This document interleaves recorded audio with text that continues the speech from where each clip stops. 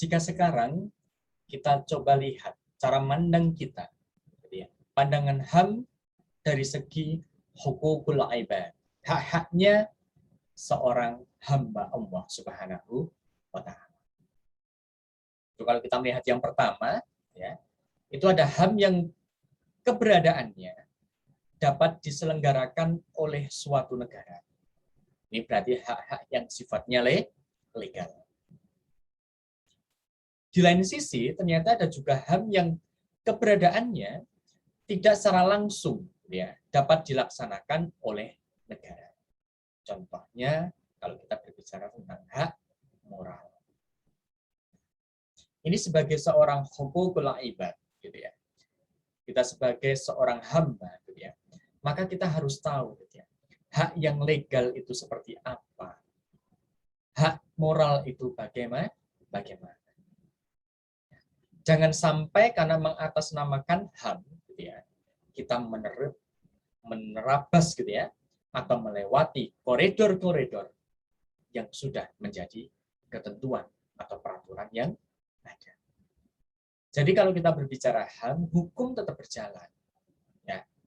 Jangan merasa HAM kita paling utama, terus hukum diterabas. Berarti kita belum bisa memaknai arti HAM itu pada diri kita.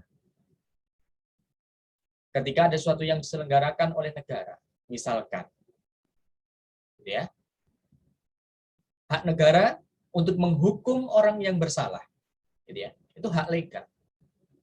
Kita sebagai seorang hamba Allah, kalau kita bersalah, maka harus dihukum. Berarti itu hak yang keberadaannya itu diselenggarakan oleh negara. Terutama kita sebagai negara Indonesia. Tapi di lain sisi, ada yang negara itu tidak campur ya dalam hal moral, perilaku. Artinya apa? Memang negara akan mengatur budi pekerti juga. Peraturan terkait yang ada. Tapi ya, itu tidak serta-merta bahwa negara akan bisa menyelenggarakannya. Nah, ini kalau kita pandang sebagai kita sebagai hamba Allah Subhanahu wa Ta'ala yang tinggal di suatu negara. Jadi kapan kita harus memilih, gitu ya? Hak yang sudah diselenggarakan oleh negara, hak legalnya, atau hak yang tidak langsung diselenggarakan oleh negara. Nah, kita sebagai seorang hamba yang baik dan mengharapkan kemuliaan di hadapan Allah Subhanahu wa Ta'ala, maka kita harus belajar. Pelan-pelan, maka kita akan mengetahui prosesnya. Di mana proses itu kalau hak legal, maka harus kita lakukan dengan baik. Artinya, jangan sampai kita menerabas atau memotong jalur hukum yang jelas-jelas itu sudah salah di depan mata kita. Kemudian kalau kita melihat perbedaan HAM dalam Islam dan Barat, ya, nah ini yang sering sekali muncul, gitu ya. Kalau Islam itu pemikirannya adalah teosentris. Teosentris itu apa? Berpusat kepada Tuhan. Artinya kita, gitu ya, yang kita lakukan, ya, itu semuanya ada peran di dalamnya, yaitu Allah Subhanahu wa Ta'ala. Sedangkan Barat antroposentris, berpusat pada manusia. Jadi pokoknya manusia, gitu ya, tidak ada peran Tuhan sama sekali. Sedangkan posisinya, kalau Islam itu Allah menjadi tolak ukur segala sesuatu. Artinya apa?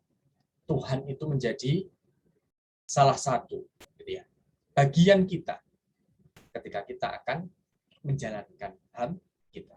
Kalau kita lihat ihsan kan luar biasa ya. Artinya apa? Ketika kita beribadah sebagai seorang hamba, seolah-olah, gitu ya, kita melihat Allah Subhanahu wa Ta'ala. Nah, ini bisa kita terapkan sebagai seorang hamba ketika menerapkan HAM, posisinya bagaimana? Kalau Barat, manusia menjadi tolak ukurnya, gitu. Tapi kita tidak boleh menafikan gitu ya, bahwa ini merupakan pendapat gitu ya.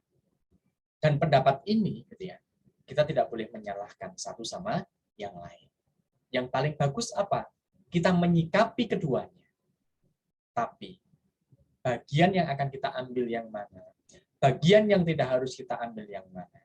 Kalau kita mampu menerapkannya dengan ihsan tadi, insya Allah kalian akan menjadi orang yang luar biasa. Orang yang selalu dirahmati oleh Allah Subhanahu wa Ta'ala.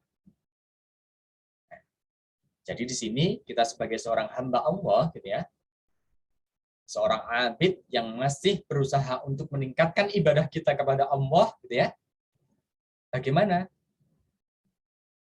Lakukan semuanya semata-mata untuk mengharapkan ridho dan pertolongan Allah Subhanahu wa Ta'ala.